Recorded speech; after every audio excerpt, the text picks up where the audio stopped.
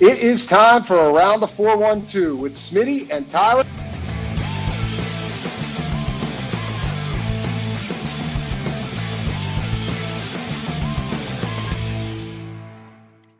Welcome back to another episode of Around the 412. I am Tyler. With me, as always, is my co-host Smitty. Go follow us on all of our social medias at Around the 412. Also, if you're not watching the show there already, check us out on YouTube, subscribe to the channel, hit the notification bell so you never miss a video. And also like us on all of the listening platforms as well. Follow us, leave a 5-star review, and check out the description of the show, whether you listen to the podcast or watch us. We've got all the links to our great sponsors, as well as year 8 of Rocking Around the 412. It's our Christmas fundraiser where we help provide children in the local Pittsburgh area with the Christmas that they have always deserved, and that Smitty and I never had to worry about where it was coming from. With the help of everybody, over the last 7 years, we've been able to help at least 177 kids in the local Pittsburgh area. And this year, we should cross the $40,000 mark for money raised to help this effort. As well as if you donate, you do get prizes involved, or a chance to win prizes. At least not according to GoFundMe, but according to us, you do. So if you want to get involved right now, you can click on the GoFundMe link in the description. Donate there. You can also donate to us directly as well. So you can reach out to us personally if you don't want to go through GoFundMe. And then eventually the East Rochester Salvation Army is going to kick off their Angel Tree, and we're going to partner with them in the name of our late friend Dalton Keene and be able to adopt kids off the Angel Tree and provide Christmas that way too. So several ways to get involved this time of year. Right now, we got the GoFundMe link below, or if you can reach out to us personally. Yep, good stuff. Also, I want to mention, I mean, we're recording this on a Saturday, which is unusual for us, and I know it's relatively early there for you, but it's crazy to think next Saturday, Steelers Saturday sit down, will be returning on this channel. So I'm looking forward to that. Another piece of content for you guys. We got a comment on a video that I put out this past week, just kind of talking about the latest that I was hearing on some stuff from somebody, which I appreciated. I think it was Berg Sports Fan was the person that commented it. And said that they love the podcast and everything, but they also really enjoy the standalone content.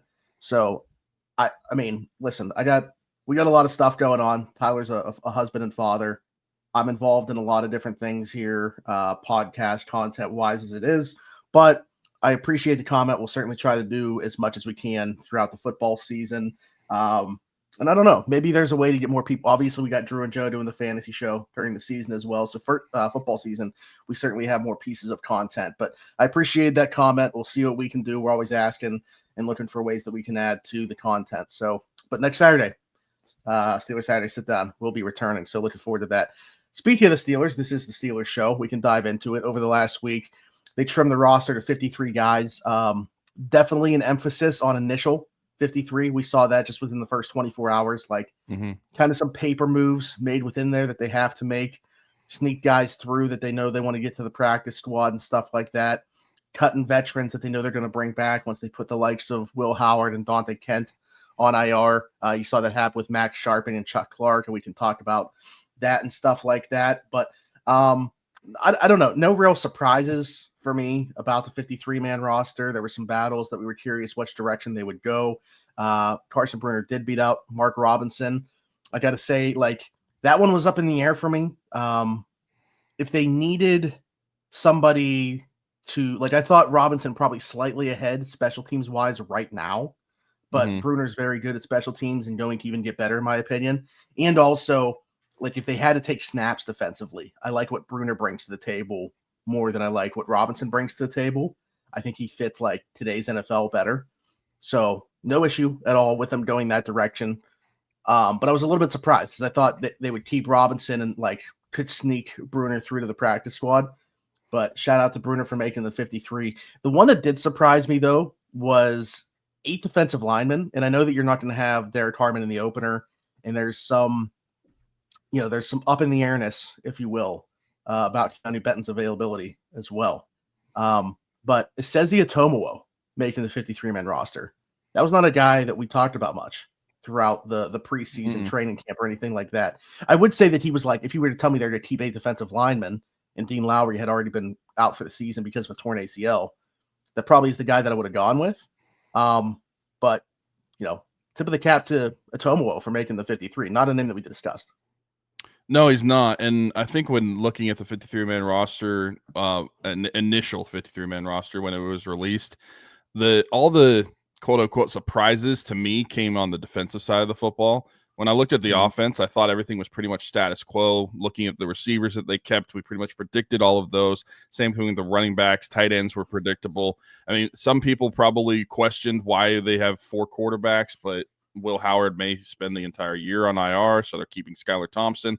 And then the offensive. Oh, and I think I just to add to that real quick, yeah, go ahead. because it relates to Will Howard, is a lot of people were wondering why they waited the 24 hours to put him on IR to do that. So if they would have put him on IR when they put out the initial 53 and done it that way, like the same thing with Dante Kent, they would have immediately counted in the same way that Corey Trice did as automatic IR to return slots, and you can only have 8 of those. So right off the bat, they would have been using 8 of those, 3 of those 8 IR to return designations. And obviously you don't want to do that. So it is possible that Will Howard and Dante Kent do return, but it's also completely possible that this is red shirt years and they didn't want to make that determination right now. Yeah, makes perfect sense. Offensive line, the only, I'm not even like surprised, but the guy that we questioned whether they would actually keep, but they ended up doing is Andrews Pete. Everything else we pretty much predicted before that. And then defensively, that's where some of the more so surprises or just different names came. You mentioned Esezi Odomewo. That one was a surprise for me defensive line wise, but good for him. I mean, it's not that he wasn't deserving of it. It's just, like you said, someone that we really didn't talk about, didn't really get a ton of mention really throughout the whole training camp process. So good for him. The Carson Bruner making it over Mark Robinson, that's the battle that we talked about a lot over camp. Even going into that last preseason game, that's one battle that I highlighted because I knew that was going to be something that was going to be a bigger decision for the defensive staff. So good thing for Carson Bruner being able to get that final spot. And defensive back wise, the one that surprises me a little bit is Beanie Bishop not making the initial 53-man roster. They did bring him back for the practice squad, which also, if you're asking me, kind of surprises me that he made a practice squad and didn't get picked up by anybody, considering that just like a year ago he had 4 interceptions. I feel like a team would take a flyer on a guy like that. But the fact that he didn't make the 53-man roster, I guess that just speaks to the versatility of what they expect from guys like Jalen Ramsey and Brandon Echols, and they must feel pretty good about that nickel spot without him on that 53-man roster. Yeah, I got quite a bit of heat for my take about Beanie Bishop that I put out there.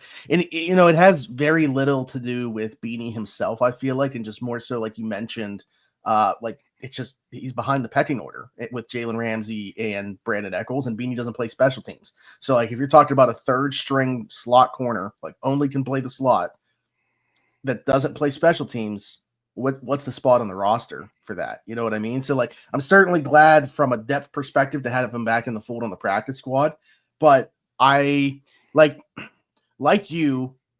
If you were asking me, I would have thought he's going to not clear waivers and somebody's going to pick him up. At the same time, for, you know, when you do that, they have to spend at least 4 weeks on the 53-man roster.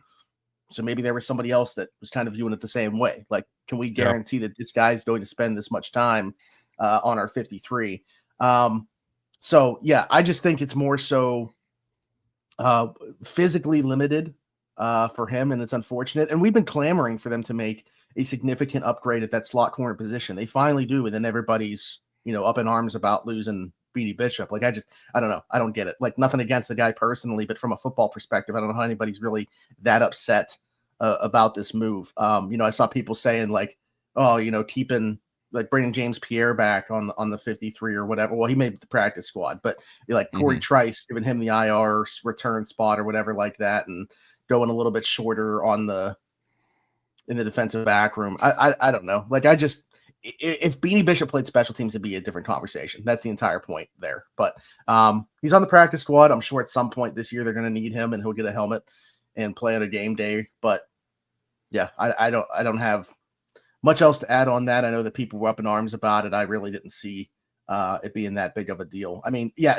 I think, well, okay. So I think Dante Kent originally making the 53 gave, and people not realizing that it was a paper move, he's going to go on IR, gave people about 24 hours to really overreact to this move about Beanie Bishop because they thought Dante Kent was going to actually like play on game days ahead of Beanie Bishop. And I think that's probably where a lot of the frustration came from. Yeah, that's a good point. I feel like if you don't understand how the NFL works with like how the rosters break down and how IR works and when you can put guys on, the rules and technicality, I don't blame you because it is a lot to understand and it can get confusing. So, but yeah, that's why I know you were definitely one of these guys on Tuesday saying this is the initial 53-man roster. Just because it's announced this way does not mean it's going to be the same come the first game. But yeah, I there's nothing really for me to complain about with the 53-man roster, or at least the expected parties on it. I like a lot of the decisions made by the Steelers, and honestly, I would say I like the practice squad even more. If you're just looking at what they were able to retain on the practice squad, I like what they were able to do there. I mean, the running backs, Lou Nichols and Trey Sermon, I really like that they were able to keep both those guys there. Yeah, surprised both were able to stay. The one that really surprised me, because I thought this was a guy, and I know that you and Alan had talked about it, how a little bit surprised that they didn't even move him because he seemed like somebody that they could move. But he didn't even get picked up for a practice or for another team's 53-man roster, is DeMarvin Leal. That you could potentially move him for a piece. Didn't end up doing that. And then not only does he get waived, but he comes back on the practice squad. That one surprised me a little bit just because I feel like that's somebody that a team, despite having to be active for 4 weeks, would give him a hat for those weeks.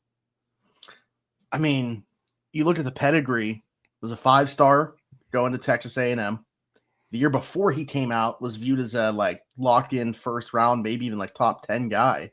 And then the Steelers obviously took him in the 3rd round, and he looked pretty good early in his rookie year. And then he had the knee injury, and he has not been the same player since, and has had trouble finding a home. But he definitely flashed in the stadium. I was only there for one practice, but like just from people that I talked to and stuff, I don't think it doesn't sound like he had a great training camp, but the preseason games, he certainly flashed.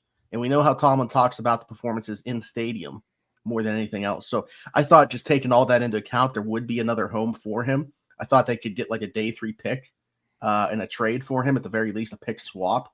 So yeah, I was a bit surprised to see him released, and then for sure to be able to come back to the organization. I'll also say, when you look at the practice squad, no outside additions. So clearly they felt pretty strongly about the group that they had in training camp, because they just wanted to bring as many of those guys back as they could. Like if they could have a practice squad of 37 players and be at 90 with the active 53, I think it would have just been the entire 90 that they had in training camp. They clearly felt really good about the group of players they had. And you go through and look at the practice squad: Beanie Bishop, who we already talked about, James Pierre, Daryl Porter Jr., who came in super late. But for him to come back on for him to make this over some of the other defensive backs that they had, like the Kyler McMichaels of the world and stuff like that, really speaks to how fast he jumped on the moving train. Dylan Cook is on the practice squad again this year. Stephen Jones looked pretty good. He can play guard and tackle. JJ Galbraith was a guy I said I need back on the practice squad. Really good pass catching tight end, but clearly not ready for the NFL. He needs to put on some weight. And then the running back Lou Nichols and Trey Sermon we talked about. Max Hurleman, who's played more receiver, was a practice squad lock in my opinion.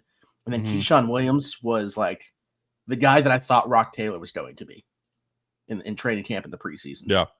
And then Robert Woods coming back as well. And I don't know how long that one's going to last. Because I think that there is, I mean, with all due respect, Bobby Tree is one of my favorite players in his heyday. The dude's cooked. He's athletically tapped out. And but it sounds like there's teams that are interested in bringing him in at some point. So I don't know how long he's going to last on Steelers practice squad. I think he's just signed to somebody else's. I mean, this is roster. Professional sports. Name value holds more weight than it probably should. I mean, Amari Cooper just got another contract with the Raiders. Yeah. I mean, if you go back and watch his tape from last year, there's not a team that should have been signed him to a 53-man roster. But it is what it is. I think Robert Woods is going to find a new home here shortly. And then I'm curious to see if we do still stay with just guys in-house back on the practice squad. But just speaks to how good the Steelers feel about the group they had this summer, that it's just all still their guys. Yeah, I mean, this is probably the most skilled practice squad I can remember seeing in a long time. Like, there's not necessarily arguments for these guys to make the 53-man roster, but these are very high-level players that are on your practice squad. Iron sharpens iron. So it's awesome that the Steelers felt this way about these guys and they had this talent in-house, didn't have to make any outside additions. I wanted to get your take, looking at the linebackers room, with only keeping the 4 outside linebackers that they have currently, not keeping a 5th there. Do you think that speaks to how they feel about the health of guys like Highsmith and Herbig, or do you think that they think that someone like Malik Harrison could help out with like the outside rushing if they need to? Like, only keeping 4 there with the injuries that they've had in the preseason. What do you think of that? I'll answer your question as soon as we come back from this ad. This new Game Changers ad, by the way, that I just recorded this past week. What's going on, everybody? Smitty from Around the 412 here. Got to take a quick second to tell you about our friends at Game Changers. That's their logo. This is one of their shirts. Best vintage t-shirts in the game. Doesn't matter if it's sports, music, movies. They got you covered with their designs. Over 5,000 different designs in that catalog over there. GameChanger.la or Pick6.la. You'll save yourself $10 when you use the code AT412 on your order. The link is below to both of those sites. Go check out their entire catalog. Again, 5,000 different designs. If you go with the black or the white, it'll be true to size. If you go with the pepper, which I'm wearing right now, or the ivory, they'll be a bit oversized. It's a heavyweight material. Beautiful stuff. Go check them out. And again, save yourself $10 using code AT412 at checkout. There we go. No mustache. Yeah. Over 5,000 designs. I mean, this is a massive update. It is a massive update. Now I just need to do the other 2 as well. So maybe a different version of Keeks Barbershop promo coming in the near future. And I should probably record a video promo for Boots as well to just maybe you can record it from Keeks while you're in the barber's chair. Yeah, maybe just shoot like an entire commercial. Yeah, for Keeks. But anyways, in regards to the edge rusher stuff, certainly with Highsmith, I think when we got to the end of the preseason, if it was a regular season game, I think he could have played right then and there. So I think Highsmith is certainly like locked in, ready to go in week 1. Herbig, I don't feel as strongly about, and he himself doesn't feel as strongly about. He still wasn't practicing. They have 4 days off right now, but their last practice before that, he was still in street clothes. So I don't know what to make of that. I'm hopeful that he's going to be able to go, but it's tough now because it's just like, they're going to have a couple practices, obviously, before they play the Jets, but I can't imagine, like, if he's dealing with even a little bit of anything, he's going to go. So it's very possible like he just ends up playing in this game while not doing anything since the preseason. Was it the second game of the preseason, I believe? He played like 3 snaps. Yeah. So I think that's certainly possible. But I mean, yeah, if not, I think it is, Sawyer as edge 3, and then you look at Malik Harrison as maybe a guy that can contribute in some form or fashion. And to be honest, a big emphasis that we've talked about was cutting down on Highsmith and Watts snaps this year. I mean, I have a hard time seeing that path in week 1 without Nick Herbig being a part of it. So I think at least for 1 week, we're still going to be looking at Watt and Highsmith playing 85 to 90% of the snaps. Yeah, which, I mean, as far as a skill set goes, those are your best guys. So it makes sense that you want them on the field the most. But the longevity of the season, keeping those guys fresh and healthy, I feel like that's more valuable than people will realize. And being able to have guys like Herbig be able to come in relief of those guys and contribute the way that he has shown in the first 2 years of his Steelers career, that's valuable. And so if they don't have that, at least in week 1, that's going to be disappointing. I'll be curious to see how that goes because as we've seen with those edge guys specifically, health is always in question at that position, I feel like, recently for the Steelers. So hopefully nothing goes the wrong way.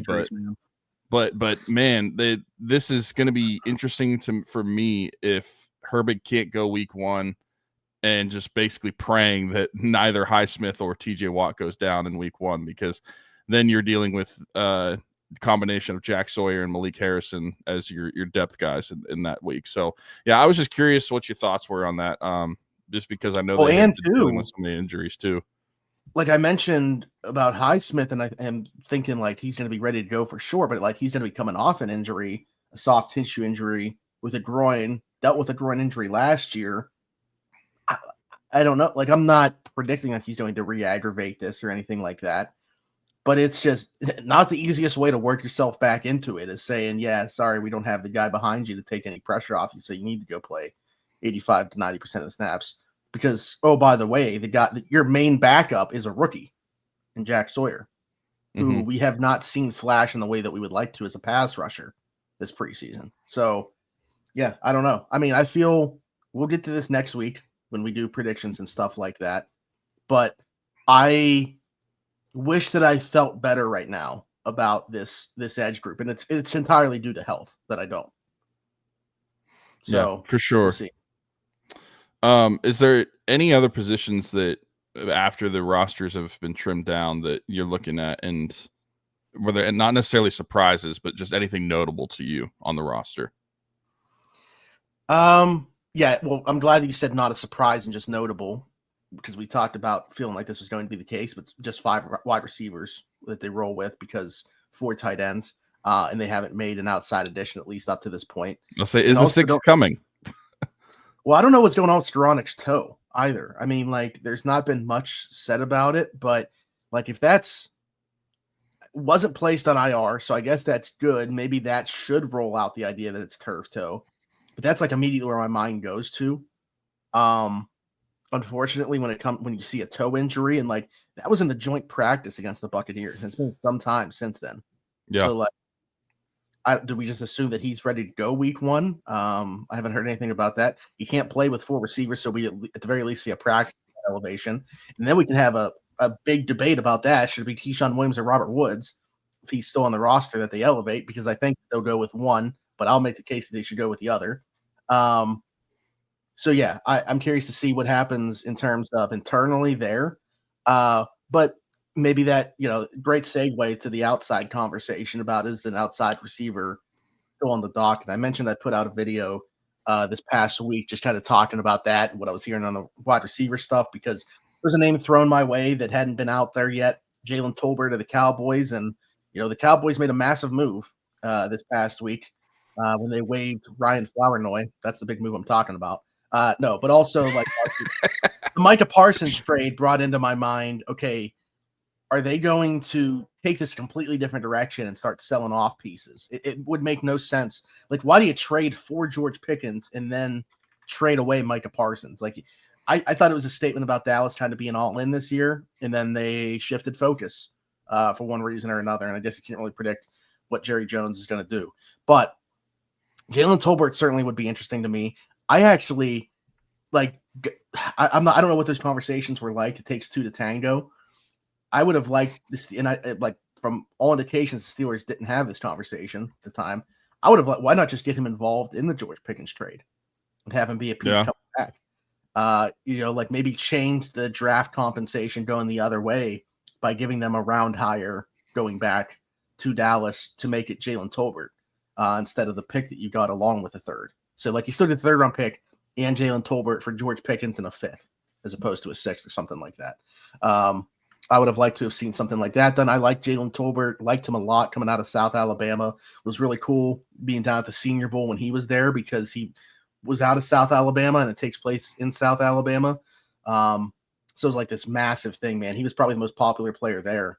And it was really cool just learning about him. So certainly somebody I'd be interested in. I threw out the idea of Alec Pierce to you. I know that they've called about him twice. Shane Steichen and Chris Ballard are trying to save their jobs down there, which is hilarious. They're starting Daniel Jones in the process of trying to do so. And I don't think it's going to go well. But for the time being, Alec Pierce is another one of those guys where I mentioned to you before we started recording, like Jacoby Myers, where it's like, not right now. Like, I don't think that they're going to move him right now. Should we revisit that at the trade deadline, depending on where Indianapolis is at? I think so. He's on an expiring contract. I don't think Indianapolis is going to be very good this year. So maybe that's another name to keep an eye on as we go down here. But one name that hit the free agent market after making their 53-man roster was Kendrick Bourne. New England originally kept 8 wide receivers on their 53, and then they released 2 of them the following day. Kendrick Bourne and Javon Baker. Javon Baker has since signed with the Eagles practice squad. Kendrick Bourne still on the free agent market. He's visited with 2 teams already, the 49ers and the Commanders. I know that the Steelers are interested in him. I think internally they feel like he's going to sign back in San Francisco. Okay. Kendrick Bourne is a player that he's different than what they have right now. And I think that's the big thing is we got to stop looking at this like the Steelers are going to find an upgrade upon Calvin Austin and Roman Wilson. I think we need to start looking at it like they need a different type of wide receiver to complement the room. Like right now, they're missing that bigger bodied guy that can play the Z. And in an ideal world, they also can play the X because the unfortunate reality is it's a 17-game season. What are the chances DK Metcalf just stays healthy throughout? You got to be thinking about that type of thing. So Kendrick Bourne makes sense there to me from that perspective. I think he's just signed back in San Fran, but the fallout of that becomes, man, San Fran's going to have a lot of receivers here at some point this season. They already signed MVS, who the Steelers showed interest in. They got Ricky Pearsall. They got Jacob Cowing, who they drafted along with Pearsall last year. Brandon Ayuk will come back at some point. He's starting the season on PUP, but that only means he has to miss 4 games. They changed that from 6 to 4. And then they got Juan Jennings, who we've talked about a lot, and I love, who is in a contract dispute and a little bit banged up right now. Now, is he banged up right now because he's in a contract dispute? Maybe. We'll see what happens there. From their athletic reporter, who I saw was on the radio, he said he's never covered a situation where the player and the team were this far apart. They don't want to pay him a penny more than what he's currently making on his contract this year. And he wants to be paid like a top 20 wide receiver, which is like 20-ish million. That is a massive gap. Can they get there in a week? I'm kind of doubtful about that. So then can he accrue those fines? Is he fine? Like he hasn't made a ton of money in the league. I'm curious to see how this plays out. He lives in California, so half of it gets taken. Yeah. So I'm not bringing this up necessarily to talk about Kendrick Bourne, even though I know that the Steelers were interested in him. I'm just curious when all these guys are healthy, similarly to like we said about the Packers, when all these guys are healthy, is there all of a sudden somebody in San Francisco that becomes expendable and the Steelers are in the market that way? Because I would love for it to be Jennings. I don't know what that trade looks like, and I don't know if they can get there on compensation, but just talking about the player as a fit, it's hard for me to find a better one. Didn't they also acquire Sky Moore from the Chiefs? Oh, yeah. I mean, I'm not saying that's a notable issue or a notable move, but like that's just another receiver. They did trade something for him, yeah. So I don't mind the idea of, well, I'll say this. I don't mind the idea of Kendrick Bourne coming in. Like you said, it's not necessarily like you're trading for or signing a number 2 wide receiver. You're just signing something different, signing something that can fill a void in the Steelers depth chart, which makes sense to me that you would get a different receiver than what you already have. But if he does go to San Francisco and it does cause a riff, Juan Jennings is somebody that we would definitely be interested in. And I feel like the Steelers could be a team that could find some of that middle ground, at least, to a contract. Like you mentioned, he'd probably be looking for $20 million. I don't necessarily want the Steelers to be paying him that, but if they could find somewhere in the middle and get around the 15 million mark, that's a different conversation. And I think that if there is a sign and trade that could take place, the Steelers may be the team willing to give him that contract. I want to say this too, is from all indications, like everything that I've talked to from people who I've heard, I think that the money, the contract isn't an issue in acquiring a receiver. It's been the draft capital going the other way. Very clearly, they are hoarding these 2026 picks. Like not only day 1, day 2, like that makes sense, but even like early day 3, they don't want to part with. They have 12 draft picks next year, and some of those they don't know what they're going to be. Like we're including those comp picks into what we're talking about. Like the Dan Moore one's fine, but like Najee Harris with this eye thing, plus they drafted Omarion Hampton. Justin Fields has not looked good. I'm not saying that it's going to 100% translate to the regular season. Russell Wilson has Jackson Dart breathing down his neck. This could be like the floor in terms of what we're getting back comp pick wise. So like, I think that they're just trying to hang on to those as much as possible, which I get. But it kind of like, I don't even know where they're at when they're calling these teams what they're offering. I think that the contract, like they'd be willing to pay for sure. But I don't know that they're willing to give up the draft capital to acquire said player. Well, that's lame because you're. I have always been, at least for the NFL, you should help your team now than players that aren't even on your team yet. And trading your draft capital next year, considering that you have a lot of it. We don't know necessarily what those picks are going to be, but you are going to have a substantial amount of them. I would try to help your 2025 because if you're not, then I don't know. I just don't really like that idea. Yeah. I mean, I think it's all about the quarterback next year. Like that's why they're thinking like, but in reality, like, are you going to be like, how many day 3 picks are you going to be needing to keep because you're trading up for a quarterback? Because you're going to be trading future first if you're trying to move up in the first round, not a day. Well, yeah. Pick. So like I mean, I should have prepped that. I don't think it's trading those picks directly for the quarterback. We know that we're trading, like you're saying, a future first. So we need to keep these picks to be able to fill out the roster, along with that rookie quarterback because we're going to have a first next year and stuff like that. So I get it. I'm not going to say that I'm just explaining from their side what I've heard. I don't know if that's necessarily an opinion. Like if I could trade a 4th round pick in 2026, I say 4th because, like I said, I understand not the day 1s, day 2s, but even it sounds like early day 3 they don't want to part with. But if I could trade a 2026 for right now for a Jennings, or I don't think he's available right now, but a Jacoby Myers, I'm doing that. And again, like in terms of the contract, I think if these players were just on the market right now, Steelers would have no issue signing them to a free agent contract. It's just the idea of parting with the capital and then signing the player as well that they are not on board with doing. So it's going to take, like a late pick is probably what they'd be willing to part with in a trade, or a player that's completely free to them on the market, like a Gabe Davis, if eventually that need does check out. And again, going back to that real quick, I still don't think he's there. I don't think he's healthy. I would have imagined that one of the 4 teams would have signed him by now if he was. Mm-hmm. Well, I get 5 now because he went to the Bills. He went and checked in with the Bills as well. So there's been 5 teams. Especially Buffalo. Buffalo knows him better than anybody. Steelers, Saints, 49ers, Giants, and Bills have all gotten a look, at least one. To my knowledge, the Steelers are the only one. All they're looking at is his knee. And clearly it's not that good. Yeah. I mean, it sounds like there was some problems there, like post-surgery and stuff. He had some clotting take place. So I don't think that the recovery was very smooth from the injury, which is very unfortunate. So, I mean, then you got to start to question once he's like, what does it look like when he's even cleared? Like, is he going to be able to get back to the same player? So I don't know. I have a lot of questions there in terms of that. Again, at this point, I'm not asking for somebody that's going to be better than Calvin Austin or Roman. I'm just asking for somebody that's different.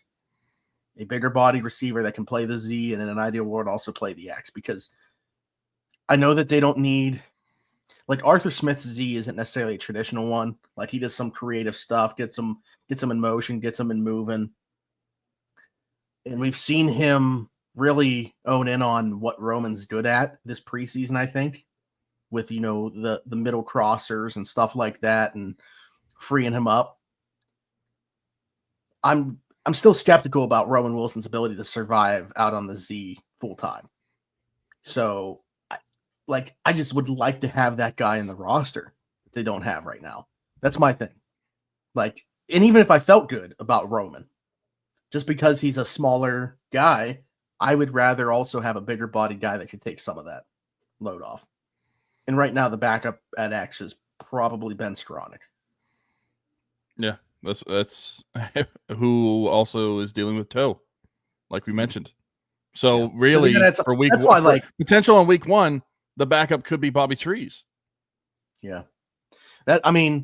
I wasn't pounding the table for this or anything like that. MVS would have made sense. For the type of receiver. Yeah. Yeah. That's why I don't think he changes a bunch, but I wasn't completely turning my nose up to it because Aaron's got, and why is it a bad thing if Aaron has a relationship with a guy, by the way?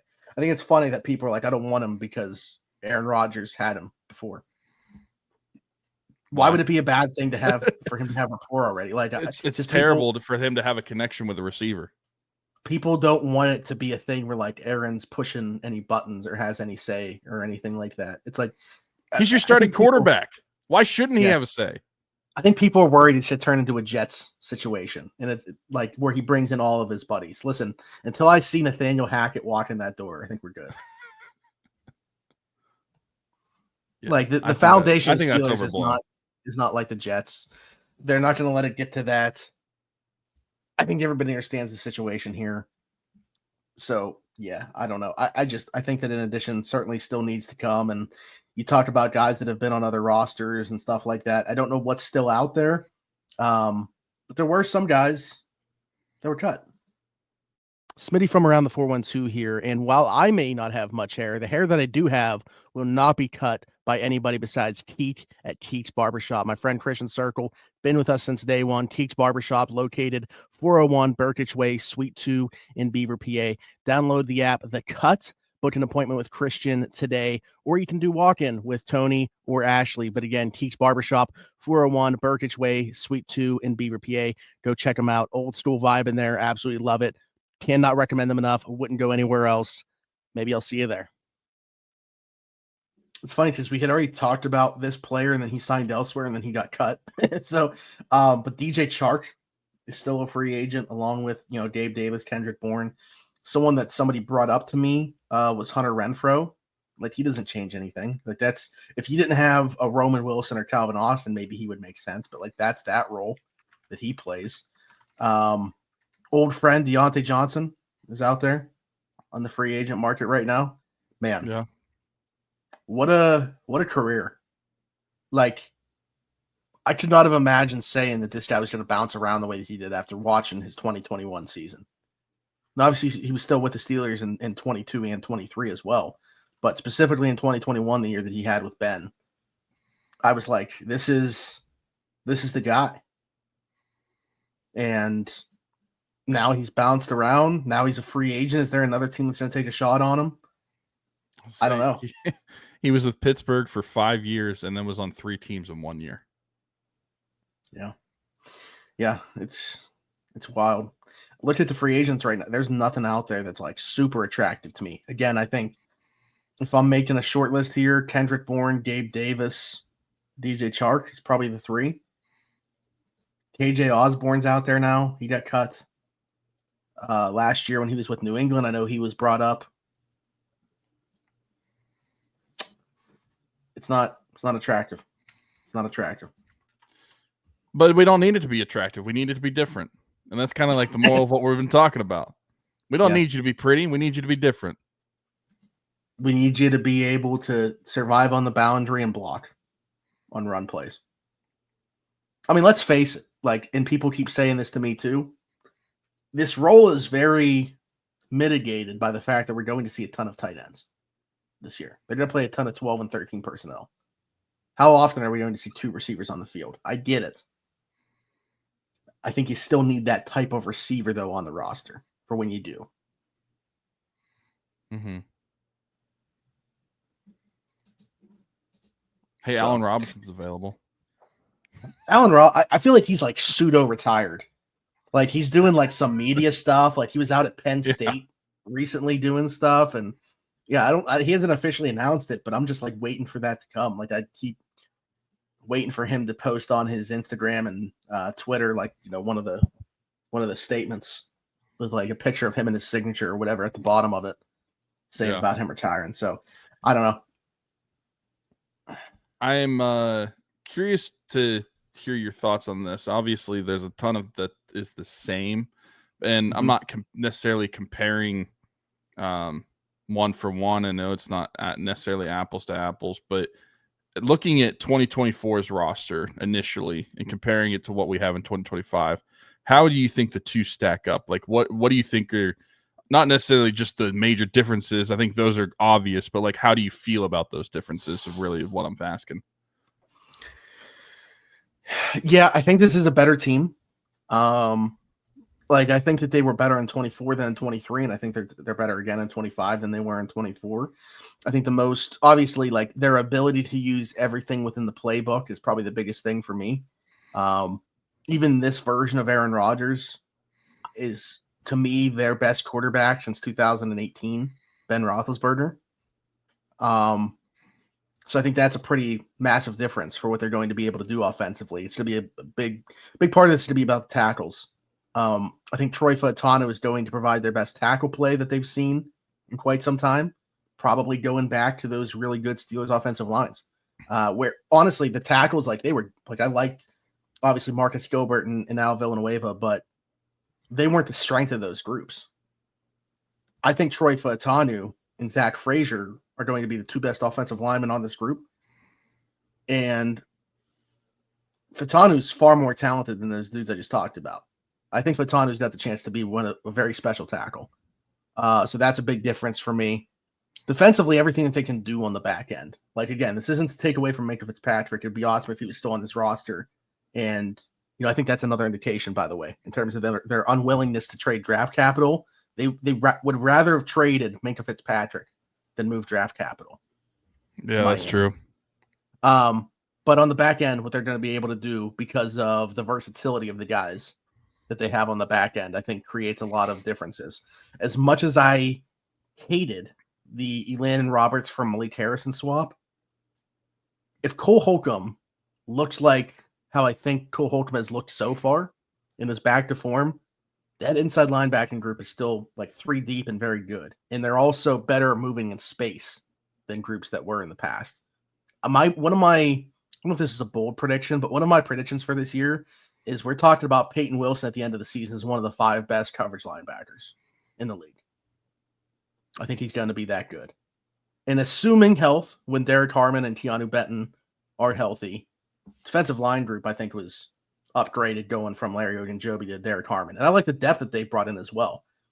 I mean, Daniel Ekuwale, and I don't want to get ahead of my skis here, but with what I saw from the preseason in YA Black, he is far ahead of where I thought he was going to be. Like the pass rush bag, if there's actually anything there, yeah, and obviously the celebration, people are going to fall in love with him. So yeah, I don't know. I feel good about this group, and I think they're pretty much, I think they're better pretty much everywhere, other than I'd probably say the wide receivers are a wash. And even the running backs right now, while I think that there's some question about it, I think it's mainly because we haven't seen it yet. I think not even the end of the year, by like the middle of the season, these guys are better fits for what they want to do than Najee Harris was. So I'm looking forward to it. We haven't talked about Kenny Gainwell, I feel like, at all. And I think he's going to be a nice contributor for this team. Yeah, I like all those insights. I do think that I'm with you. This team, I think, is better than last year's. I do think it is the best quarterback play that they've gotten, like you, since 2018, which is sad that we've gone that far without a high-ish level of quarterback play. I mean, we did have Ben for 2 years. We had 2020 post-injury and then his retirement year. But Ben just wasn't the same in those years. He didn't operate the same in the pocket. And then you were dealing with rookie Kenny Pickett and Mitch Trubisky, and throw in Mason Rudolph and Duck Hodges in there, and then what we had last year. It's not been great at that position, so I'm looking forward to it. Every time somebody asks me, because at work I have a terrible towel hanging up in front of my desk. So anytime somebody comes in, there's a terrible towel. Everybody can see that I'm a Steeler fan.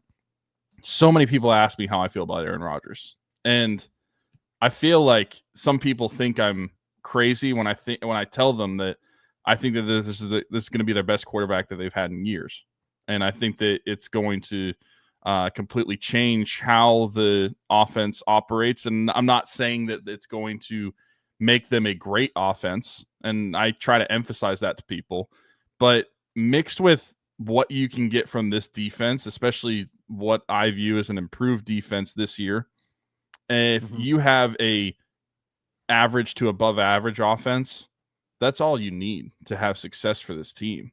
And I think that you can get that. And that's something that they haven't gotten in several years because of that quarterback play. So that's what I view Aaron Rodgers as being able to do. Like, just the smarts, that the game of football that he's going to have on the field, his ability to distribute the football well.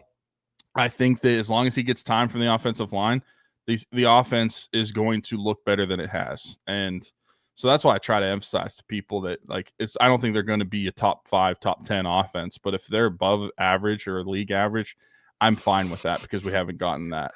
And then defensively, yeah, I think they're improved. I think the defensive line improved. I like what I've seen from Cole Holcomb. The linebackers are the biggest question mark on this team, especially defensively as far as depth goes. And so I feel very comfortable about what that looks like. The outside linebackers we touched on, don't really know how I feel about the depth going into week 1 at least. But once those guys get healthy, I feel really good about it. And then they completely transformed what the defensive back room looked like. And I love what they're able to do with the guys that they have back there. So yeah, I'm pretty bullish on 2025 compared to 2024. I thought that they did a lot of things that changed the roster. And also I wanted to go back to wide receiver. Wide receiver, I actually think might technically be an upgrade slightly from what you got last year, because if you call everything outside of like trading George Pickens and you bring in DK Metcalf, you calling it a wash. At least this year you're going to get Roman Wilson, hopefully for a full year. Last year you didn't get him as well, so I think you could even say that is a slight upgrade from what you got last year. Time will tell. We'll see what it comes out on the field. Van Jefferson played like 700 snaps last year. I mean, he did. To be honest, it should have never happened, but it's why it makes it so interesting to me. And again, like, he had a great summer. Scotty Miller was on the roster last year. If they feel this strongly about him now, why wasn't he playing more last year over the likes of Van Jefferson? Yeah, that's true. So I don't know. I think Scotty Miller is certainly like he seems to have a fan in like these veteran, like Tom Brady loved Scotty Miller. Now Aaron Rodgers seems to really like Scotty Miller. So I don't know. I think Scott, especially because Aaron has not had a ton of time with Calvin because of his injury. I don't know. And Roman's so young, and who knows what he's going to be. Scotty could certainly have a role on this team. Yeah, for sure. I think that the wide receiver, like, you're going to have to see a lot of use from him because realistically, he's wide receiver 4 looking at it. And you know that wide receiver 4 is going to get some playing time. But that is a good question, though. If he was on the roster last year, why did he not see the field as much? Like, is there that much of a change in Scotty Miller? 5 catches for 69 yards all last year. Like, did he just grind from 24 to 25 and got that much better in a year? I don't think so. I don't think much has changed on his end. I think a lot has changed on the Steelers side of things there. Yeah. But I mean, yeah, this should be up. Like, I think even going from George to DK is an upgrade. Also because, like, he can stay on the field. Like, George was coming off last year in 13 personnel because they didn't trust him as a blocker. Like, DK's going to play still in 13 personnel. Scotty Miller was the guy in 13 personnel. That's when he did play. So I'm curious to see how this whole thing shakes out. I feel better about the group overall, but it's funny because, like, again, I don't want to necessarily get into the predictions right now. That's for next week, but I don't know how much of that actually is reflected in their record by the end of the year in terms of me feeling like they're a better team this year. Because I think it's a pretty tough. This is why I don't do like game by game predictions or anything like that. It's just so much can change throughout the year. Like, you got to assume health, I guess, when you do these, but that's not going to be the case. We know guys are going to get hurt. No clue what a team's going to look like in November, let alone a week from now. So it's hard to do, but that's why I don't do those. And I don't want to fully give my prediction right now, but I don't know that me saying they're better in 2024 means they're going to be massively better in their record department. I think that's fair. Also, how wild is it that I don't know how many teams can say this, but 3 years in a row, the Steelers have a completely different quarterback room than the year before. Mm-hmm. Yeah. I mean, in next year, probably going to be different, not maybe across the board, but we know at least one of those guys is going to be different. Yeah, his name's Cade. Plays at Clemson. See him tonight. If you're actually, I wouldn't even say if you're a college football fan. If you're just a Steelers fan and looking to see where your next starting quarterback is, LSU Clemson's probably a good place to start because either one of those That's guys. true. Either one of those guys could be. Nussmeier on the other side of Cade Klubnik. But all right, good stuff. Appreciate you guys as always for tuning in. Be sure to like, subscribe, hit that notification bell.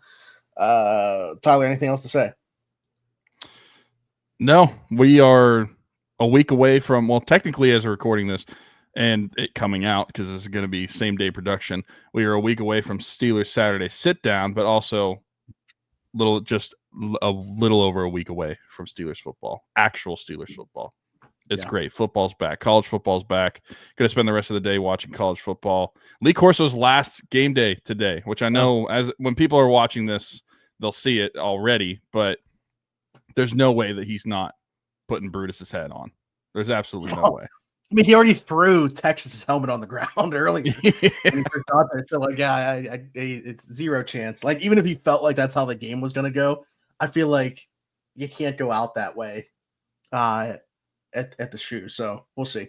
We'll see. I'm expecting the same as you are, though. But all right, good stuff. We mentioned in the description, Tyler did at the beginning of the show. You can find all of our sponsor stuff there. But one that we did not mention yet, Marcelo Electric, right above Tyler right now, is the logo. Marcelo Electric, our friend Brandon Marcelo, AK Boots, his small business serving Beaver, Allegheny, Lawrence, and Butler County. Hit him up 724-614-0611 to schedule him, whether it's residential, commercial, or a service call. He's got you covered. Again, Marcelo Electric, 724-614-0611.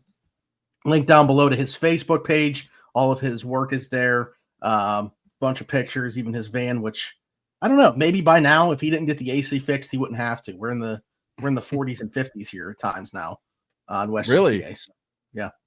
Holy cow. Mm-hmm. Yeah, we dipped into the 40s overnight last night. It's 62 right now. But man, I felt lucky because this past week in Oklahoma, we've been in the 70s because of a cold front that came in. We're going back up into the 80s now. I'm not complaining. I certainly am a fan, but like it's wild. Like late August, I wouldn't have expected this quite yet. So no, over here, there was no buffer. Period. We just went from like 80s to this, so we didn't get to ease into it at all. But anyways, like, subscribe, hit the notification bell. Again, check out all the links in the description. Rocking Around the 4-2 Year 8 is one of those. It's been kicked off for a while now, but really going to start ramping up here. It kind of coincides with football season, where we really get moving, get involved with the East Rochester Salvation Army, Angel Tree, and everything like that. So hit that link, donate if you can. Please share it. You never know whose eyes and ears are going to get on this thing. Excited. Every single penny raised that GoFundMe doesn't take goes directly to impacting these families. So we appreciate you guys, and you'll be eligible to win some prizes. Ever since GoFundMe told us we can't, they shut down our GoFundMe and then told us we can't say that we're giving away prizes, and then we had to fix it and put it back up. We're just taking shots weekly. I don't know if the people actually knew about the shutting down, but like, yeah, they shut down the campaign for, I don't know, 48 hours because it had about the prizes, and I had to like go through this whole process of getting it back up. So yeah, I'm not incredibly happy. We're definitely not giving away anything. I'm not too happy with the way that they've done everything over there. So, but I am happy with everybody that donates and has supported the cause over the years and continues to do so. If you're listening somewhere else, leave us a 5-star review and subscribe over there. Hit us up on all our socials at Around the 412. You can hit Tyler up at Weiler_Teach33. You can find me everywhere, Zachary Smith, PGH. Tyler, myself, this has been another Around the 412 Steelers show. We'll see you guys for another one of these, and also Steelers Saturday Sit Down and the Fantasy Football Show next week. So a lot of content coming on the channel. Until then, we'll talk to you.